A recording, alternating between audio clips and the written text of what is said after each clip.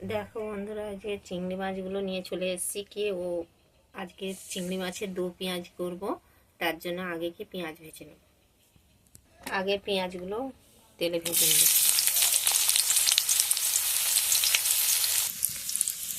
পেঁয়াজ তো কেটে রাখছিলাম, তার হাফ পেঁয়াজটা ভাজা করে নিয়েছি আর হাফ পেঁয়াজটা রেখেছি তরকারি তুলবো।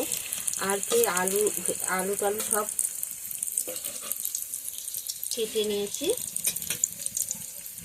সব আলুটা ভেজে নেবো ওই তেলেই। আলুটা ভাজা হয়ে গেছে, দেখো লাল লাল করে। আলুটা তুলে নিচ্ছি। চিংড়ি মাছটা দিয়ে দিচ্ছি। চিংড়ি মাছটা ভেজে নেব। নুন হলদি মাখিয়ে রেখে দিয়েছিলাম আগে থেকে। মাছ ভাজা হয়ে গেছে, দেখো মাছটা তুলে নিচ্ছি। মাছ দেখো, মাছ বোঝা যায় কি করে ভাজা হয়ে গেছে। মাছ চিংড়ি মাছ কিন্তু কড়াই দিলেই লাল হয়ে যায়।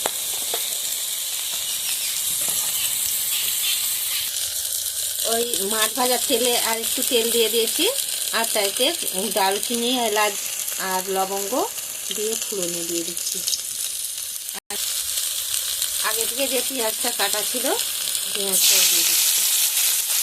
এই তরকারিটায় পেঁয়াজ বেশি লাগবে। পেঁয়াজটা ভাজা হয়ে গেছে, এবার টমেটো দিয়ে দিচ্ছি।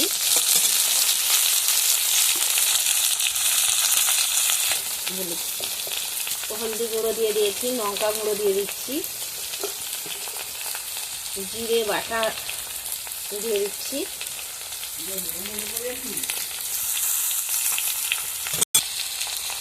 লবণ দিয়ে দিচ্ছি, আলু দিয়ে দিচ্ছি। এবার ভালো করে কষাতে থাকবো।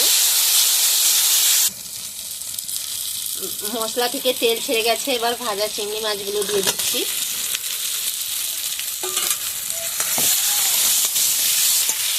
পরিমাণ মতন জল দিয়ে দিচ্ছি। হয়ে গেছে, এবারে গরম মশলা ছড়িয়ে দিচ্ছি উপর থেকে। আর ওই যে পেঁয়াজটা ভেজে রাখছিলাম পেঁয়াজটাও ছড়িয়ে দিচ্ছি। এবার নেড়ে লাবিয়ে নেব।